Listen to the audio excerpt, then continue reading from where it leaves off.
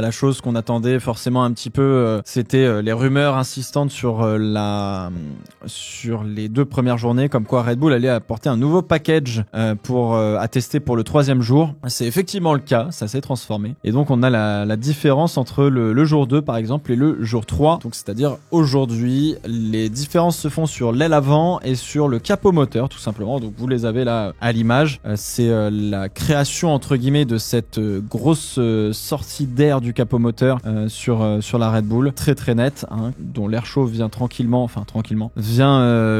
va venir le long du sponsor du logo Honda. L'autre point important pour cette Red Bull RB21, c'est le museau. Le museau qui donc passe de reposer sur le plan principal de l'aile avant à être simplement sur le 2e plan et non pas que sur le premier et pas non plus sur le premier. C'est un petit peu le cas de ce que fait McLaren, de ce que font pas mal d'écuries, de ce que j'ai lu un peu à gauche à droite. C'est un moyen de laisser passer pas mal d'air justement pour pouvoir essayer d'accélérer le flux d'air sous le museau et pouvoir bien le distribuer dans les gorges du fond plat. Donc voilà, la raison de faire un nez qui va jusque sur le premier plan principal de l'aile avant est une manière en tout cas d'essayer de générer un petit peu plus d'appui aéro au centre de l'aile avant pour essayer d'avoir un poil plus d'appui devant et donc essayer de gommer par exemple un peu de sous-virage ou genre de comportement de voiture. Donc peut-être ça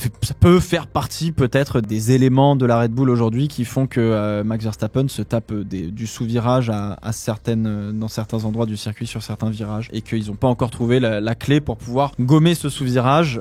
Donc voilà, l'aile avant est pas foncièrement extrêmement différente de ce qu'on a vu, mais c'était intéressant de le noter. Autre modification qu'on a vue surtout pour le premier jour, c'était la McLaren. Lando Norris qui était resté longtemps au box l'après-midi, je crois, qui faisait un changement de fond plat, qui faisait aussi un changement d'aileron arrière justement. Et bien on l'a en image. L'aile arrière du dessus, c'est la voiture de Oscar Piastri le matin du premier jour, et l'après-midi, vous voyez l'aile arrière de Lando Norris qui est un petit peu plus différente. Donc on avait le matin un aileron arrière beaucoup plus chargé d'un point de vue aérodynamique, donc pour des circuits typés fort appui comme Monaco par exemple. Qu'est-ce qu'on a comme circuit à fort appui? Je sais pas si Imola en fait partie, il y a moyen. J'ai en tête c'est au fort appui. Zandvoort, je suis pas certain. Bon, si peut-être. Je connais les circuits à faible appui, genre Monza, Canada, fort appui Singapour, typiquement, oui, voilà. Bref. Donc on est passé d'une aile arrière, fort appui à une aile arrière plutôt médium,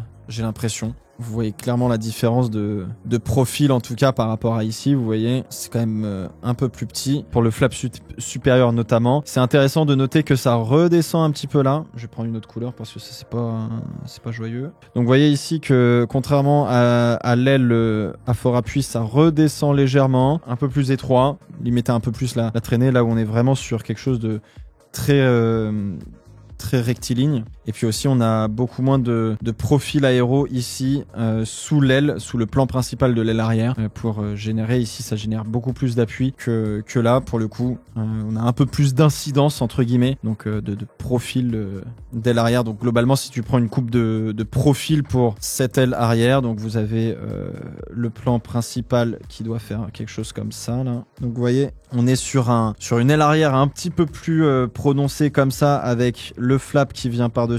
Je schématise un peu. Ici, on est sur quelque chose de un peu plus plat, globalement, tu vois, un peu plus comme ça, avec pareil un flap un peu moins attaqué entre guillemets. Donc on génère moins d'appui, on génère moins de traînée. Ici, on génère plus d'appui, on génère plus de traînée. Voilà, globalement. Ça, c'est stylé. J'avais oublié que j'avais ça. Donc ça, c'est typiquement le profil d'une aile de Formule 1. Et donc voilà.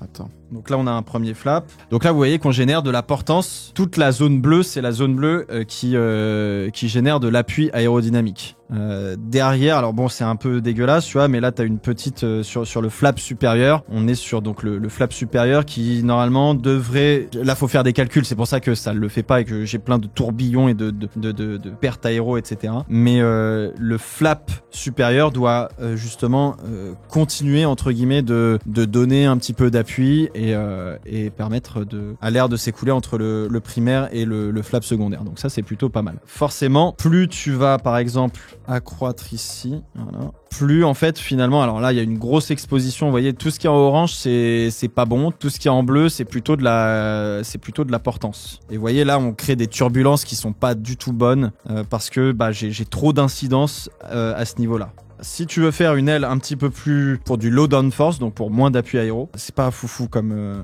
on va changer un petit peu, tu vois, on va mettre un peu plus de vitesse. Donc là on crée quand même beaucoup de portance parce que là on va très vite. Si je réduis, vous voyez là les particules se déplacent un peu moins vite quand même. Ça va plus vite en dessous que dessus. Donc on crée de la portance en dessous et donc c'est ça qu'on veut, ça permet de créer de l'appui. Bon. Est-ce que j'ai autre chose à dire voilà, c'est le principe des ailes, que ce soit des ailes devant, etc. On peut calculer, donc vous voyez que là j'ai du lift négatif, donc de la portance négative, donc j'ai de la déportance. C'est ça qu'on cherche en Formule 1 parce qu'on cherche à appuyer la voiture sur le sol et non pas à décoller comme un avion. Donc là vous voyez typiquement on est sur un lift négatif de quasiment 10 et on a drag, on a une traînée aux alentours de 1 à cette vitesse. Plus on va vite, là on va accélérer un petit peu les particules, on va attendre que ça se stabilise un petit peu parce que forcément tout se calcule.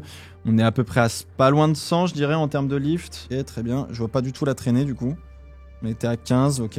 Le but du jeu de chaque ingénieur aéro, c'est d'ajouter de l'appui en faisant en sorte de pas trop apporter de traînée. Les deux sont pas forcément opposés, ils sont liés, mais l'un va pas forcément avec l'autre. Donc faut bien faire attention, c'est un concept qui est au tout début, on part du principe que plus tu ajoutes d'appui, plus tu crées de traînée, c'est pas tout à fait vrai. Tu peux réussir à créer de l'appui aéro en limitant la traînée et c'est là tout le rôle d'un aérodynamicien et c'est pour ça qu'ils font plein de calculs que le commun des mortels comme nous qui sont des billes comme moi en mathématiques ne sommes pas capables de faire, typiquement. On est à moins 71 de portée et on est à 11-12 de traînée. Tu vois, là, on a fait un profil plus intéressant et là, on est à 90. Peut-être si je réduis un petit peu, j'ai l'impression on a gagné 20 points de portance aérodynamique et bon, là, je vois 17 de traînée. Donc, on a fait un petit peu mieux. Donc ça, c'est tout le boulot des aérodynamiciens.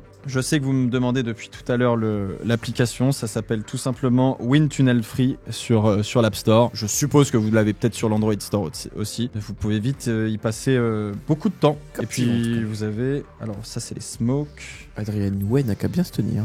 Essayez de faire une aile à peu près correcte, mais c'est pas simple. Ok. Et puis vous avez plusieurs modes. Et puis vous voyez effectivement le mode de smoke, comme on dit. Vous avez quoi? Vous avez donc la pression, donc ça c'est intéressant. Vous avez la vitesse des particules, c'est pas la même chose, même si c'est corrélé. C'est une autre manière de voir la chose. Et on a les particules tout court, mais là on voit un petit peu moins bien, je trouve. Voilà, c'est joli, c'est sympa. Donc voilà ce qu'on essaie d'observer en tout cas avec l'aile arrière de la McLaren. Sur le premier jour, on avait une aile avec plus de portance, en tout cas avec plus d'appui sur la McLaren le premier jour en matinée. Et l'après-midi, on a fait quelque chose on a mis une aile un petit peu plus déchargée d'un point de vue aéro, qui doit probablement emmener moins de traînée aussi. Ça reste corrélé, mais encore une fois, on peut réussir à faire des éléments aérodynamiques avec beaucoup d'appui et peut-être et en essayant justement de limiter la traînée.